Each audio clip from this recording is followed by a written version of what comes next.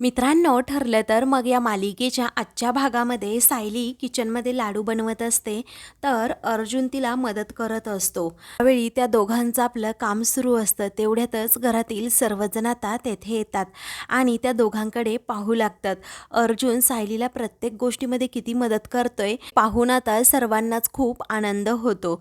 तेवढ्यातच अस्मिता आता लगेच टोमणा मारते, अय्या हे पहा की अर्जुन हा सायलीचं शेपूट बनवून कसं किचनमध्ये काम करतोय. तेव्हा अर्जुन म्हणतो, अस्मिताई मी फक्त माझ्या बायकोला मदत करतोय, ओके. तेव्हा हसतच आता प्रताप म्हणतो, हो तर आमची काहीही तशी हरकत नाहीये. तेव्हा चैतन्य आता गंमत करत म्हणतो, मी काय म्हणतो विमलताई, इथून पुढे तुम्ही ना स्वयंपाक बनवूच नका. म्हणजे तू आणि कल्पना मावशी आता इथून पुढे स्वयंपाक हे सायली वहिनी आणि अर्जुन सरच बनवतील. तेव्हा चैतन्याच्या ह्या बोलण्यावर सर्वजण हसू लागतात. त्यानंतर अस्मिता म्हणते, आता प्रतिमा आत्या जाणार म्हटल्यावर कुणीतरी स्वयंपाकाची जबाबदारी घ्यायलाच हवी ना. तेव्हा सर्वजण तिच्याकडे पाहू लागतात. तर कल्पना म्हणते की आता प्रतिमा जाणार याची तुला सतत आठवण करून द्यायचीच असते का गं. सर्वजण अगदी इमोशनल होतात. मग तेवढ्यातच प्रिया आता प्रतिमाची बॅग घेऊन तेथे येते.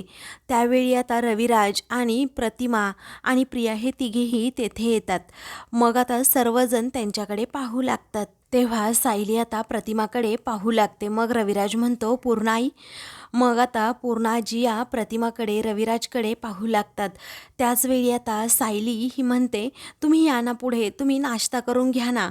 मग आता प्रतिमा खूपच इमोशनल झालेली असते. पुढे अश्विन म्हणतो, रविराज काका थोडा वेळ थांबा ना, 10-15 मिनिट, तुम्ही नाश्ता करा, म्हणजे तेवढाच वेळ आम्हाला प्रतिमा आत्यांबरोबर घालवता येईल. तेव्हा प्रिया जरा आता रागातच म्हणते, काय रे एवढ्या तेवढ्याशा 10-15 मिनिटांनी आता काय होणार आहे. तेव्हा सर्वजण जेव्हा तिच्याकडे पाहू लागतात तेव्हा ती आता विषय टाळते आणि म्हणते, तसं नाही, पण घरी काका काकू वाट पाहत असतील ना. मी कसं आहे ना, सुमन काकाने अगदी जय्यत तयारी आईच्या स्वागताची देखील केली असेल. तेव्हा कल्पना आग्रह करते, अगं तन्वी तुम्ही जर थोडा वेळ थांबलात तर मग. आता रविराज म्हणतो, वहिनी प्लीज आता अडवू नका आम्हाला, कारण आता आमची निघण्याची वेळ झाली आहे. तेव्हा आता प्रतिमा खूपच उदास असते. ती काहीच कुणाबरोबर बोलत नसते. एकदम ती इमोशनल झालेली असते, कारण सायलीपासून दूर जाणं तिला आवडत नसतं. मग आता पूर्णाजी या पुढे येतात आणि प्रतिमाच्या डोक्यावरून गालावरून हात फिरवतात आणि म्हणतात, कुठल्याही आईला हे शब्द ऐकायला अजिबात आवडत नाहीत की निघण्याची वेळ झाली आहे म्हणून. पण कसं आहे ना, काही गोष्टी खूप अटळ असतात. तू आता परत कधी दिसशील कुणास ठाऊक. तेव्हा आता पूर्णाजी या खूपच इमोशनल झालेल्या असतात. त्यावेळी आता प्रताप म्हणतो, पूर्णाई अगं अशी का बोलतेस, प्रतिमा आपल्याकडे पुन्हा येणारच आहे ना. मग पूर्णाजी म्हणतात, हो येणारच आहे रे, पण पुन्हा येशील ना तू प्रतिमा, तेव्हा तुझ्या डोळ्यात माझ्याबद्दलची ओळख असू दे, कारण मीच तुझी आई आहे. मी तुला जन्म दिला नाही तरीही मीच तुझं पालनपोषण केलंय, आणि जेव्हा पुन्हा तू येशील ना की मीच तुझी आई आहे हे तुला पूर्णपणे आठवू दे, आणि तोपर्यंत मी नक्कीच धीर धरेन.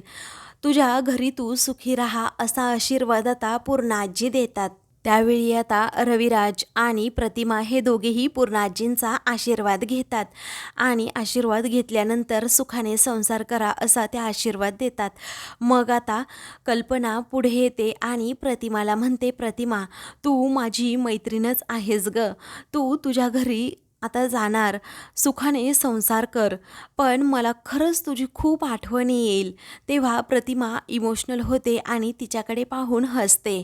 त्यानंतर प्रतिमा ही अर्जुनकडे पाहते आणि त्याच्याकडे जात म्हणते की अर्जुन. तेव्हा अर्जुनला खूपच आनंद होतो की प्रतिमा आत्याने स्वतःच्या तोंडून माझं नाव घेतलं. घरातील सर्वजण आता त्या दोघांकडे पाहू लागतात. प्रतिमा आता आपल्या पिशवीतून काजू बदाम काढते आणि अर्जुनच्या हातावर देते. तेव्हा अर्जुन थँक्यू प्रतिमा आत्या असं म्हणतो. तेव्हा प्रतिमा देखील आता त्याला काजू बदाम देऊन खूपच खुश होते. तर सायली अर्जुनकडे पाहतच राहते. राहते. पुढे आता अर्जुन म्हणतो, इथे नेहमी येत राहा. जर तुला कधी इकडे यावंसं वाटलं ना तर मला लगेच फोन कर. ही कार लगेच तुझ्या दारात उभी असेन. तेव्हा प्रतिमा हो असं म्हणते. घरातील वातावरण अगदी इमोशनल झालेलं असतं. सायलीच्या डोळ्यात पाणी येतं आणि प्रतिमाकडे ती पाहतच राहते. तेव्हा विमल म्हणते की प्रतिमा त्या स्वतःच्या तब्येतीची काळजी घ्या. तेव्हा प्रतिमा हो म्हणते. मग आता प्रतिमा सायलीकडे पाहत नाही, कारण तिला माहीत असतं की सायली खूप इमोशनल झाली आहे. प्रतिमा ही मागे फिरणार असते तर सायली पटकन तिचा हात पकडते आणि तिला अडवते. त्याचवेळी किचनमध्ये जात लाडवाचा डबा घेऊन येत प्रतिमाच्या हातात ती देते. तेव्हा अर्जुन आता पाहतो तर दोघीही इमोशनल झालेल्या असतात, एकमेकींकडे पाहत सुद्धा नसतात. म्हणून अर्जुन म्हणतो, प्रतिमा त्या माझ्या बायकोने तुझ्यासाठी हे लाडू बनवले आहेत. हे ऐकताच रविराज आणि प्रतिमा इमोशनल होतात. सर्वांना आनंद होतो, मात्र प्रियाच्या चेहऱ्यावर नेहमीसारखे 12च वाजलेले असतात. कल्पना विचारते, काय ग सायली, सकाळी पहाटे उठून तू हे लाडू बनवले का प्रतिमासाठी?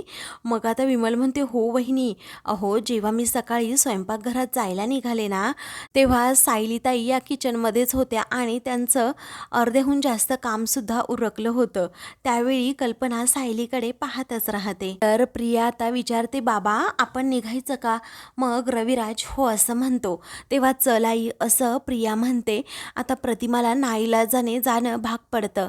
ती आता दबक्या पावलांनीच सायलीकडे पाहत पुढे पुढे निघालेली असते. जशी ती पुढे पुढे पाऊल टाकत असते तसं तसं तिला आता पहिल्यापासून सायलीने जी काही तिला मदत केली होती आणि घरी कशाप्रकारे घेऊन आली होती ते सगळं काही आठवतं. अगदी माझ्या लेकीसारखी तिने माझी सेवा केली. कधीही मला असं परक घरात समजू दिलं नाही. माझ्यावर तिने जीवापाड प्रेम केलंय. हे सगळं काही प्रतिमाला आता आठवू लागतं. मग आता सायली मागे खूप रडत असते, कारण प्रतिमा जाणार या विचाराने तिच्या जीवाची घालमेल होत असते. त्याचवेळी आता प्रतिमा ही क्षणातच मागे पाहते तर सायली आता धावतच पुढे येते आणि दोघीही एकमेकींना घट्ट मिठी मारतात आणि खूप रडत असतात. अगदी इमोशनल असं घरात वातावरण झालेलं असतं. मग आता प्रतिमाकडे आणि सायलीकडे सर्वजण पाहतच राहतात, कारण त्या दोघींमधील जो काही बॉन्ड असतो तो आता सर्वांना दिसत असतो की या दोघीही एकमेकींवर किती जीवापाड प्रेम करतायत. तर आता दोघींचं एकमेकींवरील प्रेम पाहून आता सर्वांच्या डोळ्यात पाणी येतं. रविराजसुद्धा अगदी इमोशनल होतो आणि रडू लागतो. तर प्रियाचा जळफळाट होत असतो. तिला आता प्रचंड चीड येते. त्यानंतर आता प्रतिमा ही सायलीकडे पाहतच राहते. आता प्रतिमा लगेच रविराजकडून बॅग घेते आणि त्या बॅगमधून एक साडी काढते. सायलीच्या हातात ती साडी देत म्हणते की ऐक बाळा, ही साडी तुझ्यासाठी ठेव. मग आता माझी आठवण म्हणून असं प्रतिमा जेव्हा म्हणते तेव्हा सायलीला अजूनच दाटून येतं. मग आता दोघीही खूप रडतात, एकमेकींना मिठी मारतात. दोघींमधील प्रेम आता पाहून सर्वजण अगदी भारावून जातात. पुन्हा एकदा सर्वांच्या मनात सायलीने जागा केलेली असते, कारण प्रतिमाला तिने एवढा जीव लावलेला असतो. हे दोघींचा बॉन्ड अगदी छान झालेला असतो, नातंही घट्ट झालेलं असतं. म्हणून दोघींना एकमेकींपासून अजिबात दूर जावंसं वाटत नसतं. त्याचवेळी प्रियाला खूप राग येतो. तेव्हा ती म्हणते की आई, अगं आई, निघायचं का आपण? कारण सुमन काकूसुद्धा वाट पाहत असेल ना. मग प्रतिमाला आता तिचं ऐकणं भाग पडतं. तेव्हा ती आता येते बाळा, काळजी घे असं सायलीला अगदीच प्रेमाने म्हणते. त्यावेळी सायली आता खूपच रडू लागते. मग आता प्रतिमाकडे ती पाहतच राहते.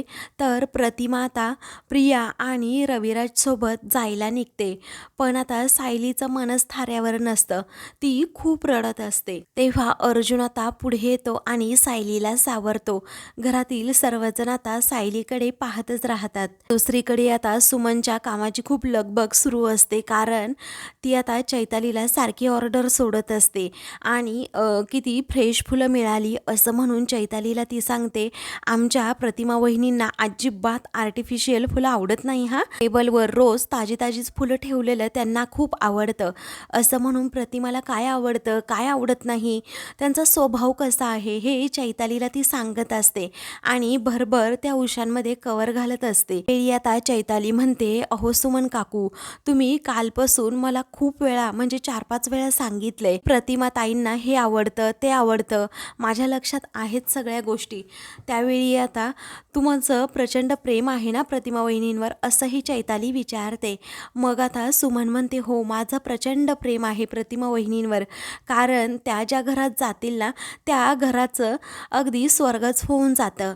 आता प्रतिमाविषयी सुमन खूपच भरभरून बोलत असते. त्यावेळी आता ती म्हणते की आमचे हे कुठे राहिले काय माहीत, असं म्हणून ती नागराजला खूप जोराजोरात आवाज देत असते, मोठ्याने आवाज देत असते. त्याचवेळी नागराज धावतच तेथे येतो आणि विचारतो, काय गं एवढ्या मोठ्याने ओरडायला काय झालं तुला? मग आता ती म्हणते, अहो कोणत्याही क्षणी प्रतिमा वहिनी पुन्हा येतील, तुम्ही असं का करताय, तुम्ही मला मदत का करत नाही? तेव्हा तो म्हणतो, मी काय मदत करणार तुला, असं म्हणून तो तोंड वाकडं करतो. मग आता ती जरा स्पष्टपणेच विचारते, काय हो प्रतिमा वहिनी घरी येणार आहे एवढ्या वर्षानंतर, तुम्हाला आनंद नाही झाला का? कारण मी कालपासून बघतीये तुमच्या चेहऱ्यावर अजिबात आनंद नाही. मग नागराज जरा घाबरतो आणि म्हणतो, असं काय म्हणती अगं सुमन तू, मला आनंद नाही होणार असं कधी होईल का? शेवटी ते माझी प्रतिमा वहिनी आहे ना, माझ्या बहिणीसारखी आहे ना. तू काय काम करायचं म्हणत होतीस? तेव्हा ती म्हणते, या उशांमध्ये कवर घाला, कोणत्याही क्षणी आता प्रतिमा वहिनी येईल. त्यावेळी आता नागराज गुपचूप उशांमध्ये कवर घालत असतो. सुमनची मात्र पुन्हा कामाची लगबग दुसऱ्या सुरू होते. त्याच वेळी आता गाडीचा हॉर्न वाजतो. मग आता चैतालीला लगेच आवाज देत सुमन म्हणते, प्रतिमा वहिनी आल्या अगं चैताली, तू पटपट औक्षण करायला ताट घेऊन ये बरं. मग आता चैताली आणि ती दोघीही आता लगेच दारासमोर जातात. मग आता नागराज हा उशांना कवर घालत मनात विचार करतो, जिला मी आयुष्यातून घालवायचं म्हणतोय, आज तिच्या स्वागताची तयारी मला करावी लागते. काय दिवस आलेत ना कळतच नाही, असं म्हणून त्यालाही नाईलाजाने आता प्रतिमाचं स्वागत करण्यासाठी पुढे जावं लागतं. मग आता प्रतिमा, प्रिया आणि रविराज हे तिघेही आता लगेच तेथे येतात.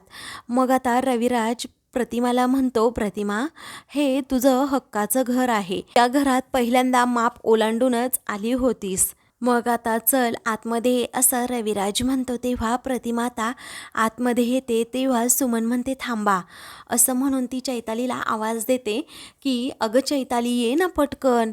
मग आता चैताली तेथे येत असते.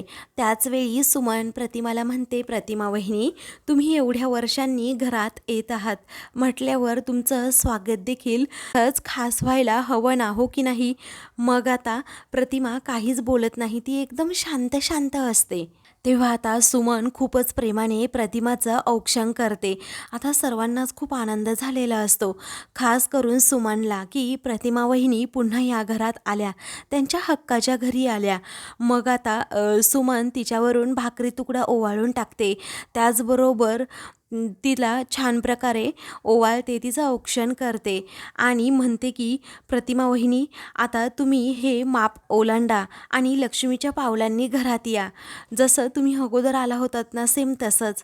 मग प्रतिमाला आता काही आठवत नसतं, पण आता ती थोडी गडबडते, तिच्या चेहऱ्यावरील जरा एक्सप्रेशन बदलतात, तिला खूप असं चुकल्यासारखं वाटत असतं.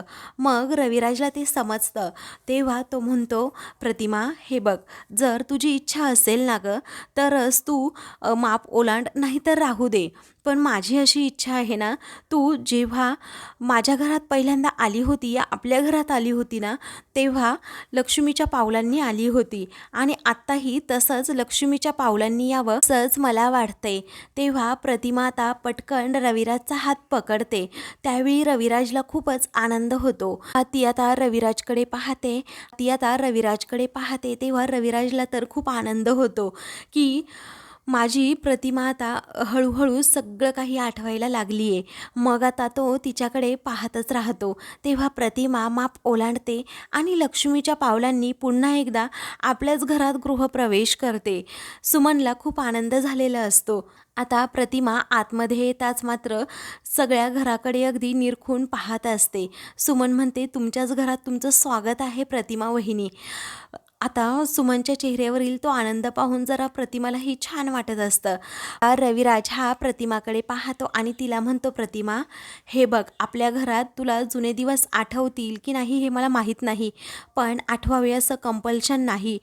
हे तुझंच घर आहे. तुला कधी आठवेल तेव्हा आठवेल, पण हे आपलं घर आहे हे लक्षात ठेव. तेव्हा प्रतिमा आता पूर्ण घरावरून आपली नजर फिरवत असते आणि प्रत्येक वस्तूंकडे ती आता पाहत असते.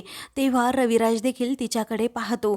आता इकडे नागराज आणि प्रियाच्या चेहऱ्यावर मात्र 12 वाजलेले असतात, कारण त्यांना असं वाटतं की तिला काहीतरी आठवेल. पुढे आता प्रतिमाची नजर तिच्या आणि तिच्या तन्वीच्या फोटोकडे जाते आणि त्या फोटोकडे ती खूप वेळ पाहतच राहते. रविराजला मात्र आता समजतं प्रतिमाला काहीतरी आठवतंय. सुमनला मात्र प्रचंड आनंद झालेला असतो आणि तिला मनातून असंच वाटत असतं की माझ्या वहिनीला सगळं काही आठवावं. मग आता प्रिया आणि नागराज एकमेकांकडे पाहतच राहतात, कारण आता प्रतिमा ही त्या खुर्च्यांना हात लावते आणि इथे काही ओळखीचं वाटतंय का हे सुद्धा ती पाहत असते. त्यानंतर प्रतिमा पाहते तर अजून एक तिचा फोटो तेथे असतो. तेव्हा ती त्या फोटोकडे पाहतच राहते आणि सारखी अख्ख्या घरभर पाहत असते, काही ओळखीचं वाटतंय का हे आठवण्याचा ती प्रयत्न करते. मग आता रविराज हा तिच्या एक्सप्रेशनकडे पाहत असतो, तिच्या चेहऱ्यावर नक्की काय भाव आहेत आता तो पाहत असतो. तेव्हा सुमन आनंदानेच विचारते, प्रतिमा वहिनी काही ओळखीचं वाटतंय का हो तुम्हाला? तेव्हा प्रतिमा आता काहीच बोलत नाही. मग आता रविराज खुश होत प्रियाला विचारतो, तन्वी अगं प्रतिमा आल्यापासून घराला कसं घरपण वाटतंय ना गं? मग आता ती म्हणते, हो बाबा अगदी घरपणच वाटतंय. त्यानंतर आता सुमन म्हणते, रविराज भाऊजी अहो तुम्ही या क्षणाची किती वर्ष आतुरतेने वाट पाहत होतात ना, आता तो क्षण फायनली आलाय, आपल्या घरात पुन्हा आनंदी आनंद झालाय. असं म्हणून ती आता खूप प्रेमाने रविराजबरोबर बोलत असते, अगदी आपल्या भावासारखं. म्हणून प्रतिमाला अजूनच सुमनबद्दल खूप छान वाटू लागतं आणि ती गालातलं हसतच सुमनकडे पाहू लागते.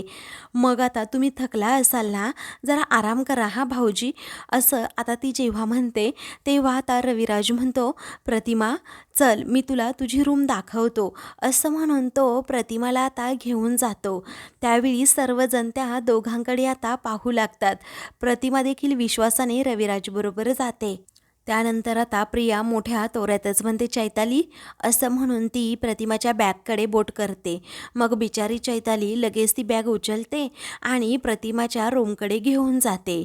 काही वेळातच सुमन देखील म्हणते, मी स्वयंपाकाचं पाहते हां, असं म्हणून ती स्वयंपाक करण्यासाठी किचनमध्ये जाते. तेव्हा नागराज हा प्रियाला म्हणतो, काय गं काय घाई झाली होती तुला इकडे त्या प्रतिमाला घेऊन येण्याची? आता इथे आली म्हटल्यावर या सगळ्या घराकडे ती निरखून पाहणार आणि तिला मागचे दिवस पुन्हा आठवणार, हेच हवं होतं ना तुला, बावळट कुठली. मग आता ती म्हणते, अहो इथे आली तर तिच्यावर आपला कंट्रोल तरी राहील, तुम्हाला कळतं का नागराज काका? अहो तिकडे राहिली असती आणि त्या सुभेदारांनी मिळून तिची मेमरी पुन्हा आणली असती तर मग आपल्याला केवढ्यात पडलं असतं सांगा बरं. असं म्हणून आता ती चिडते. त्यावेळी आता नागराज म्हणतो, कसली ते मेमरी परत आणतायत? पुढे आता नागराज म्हणतो, तुला कळतं का काही? अगं इथे तुझा खोटा बाप आणि माझी खरी बायको 24 तास आपल्यावर नजर ठेवून आणतात आणि तू काय म्हणते प्रतिमावर आपला कंट्रोल असणार आहे आपला तिच्यावर, असं म्हणून तो चिडतो. त्यावेळी प्रिया आता मोठ्या तोऱ्यातच म्हणते, असू दे ना कंट्रोल, कोण काही बिघडवू शकतं का आपलं? नाही बिघडवणार कोणी आणि काही होत नाही आहे. हे पहा तुम्ही काय करा, तुमच्या खऱ्या बायकोवर कंट्रोल ठेवा आणि मी काय करते, माझ्या खोट्या बापावर कंट्रोल ठेवते, मग तर चालेल ना.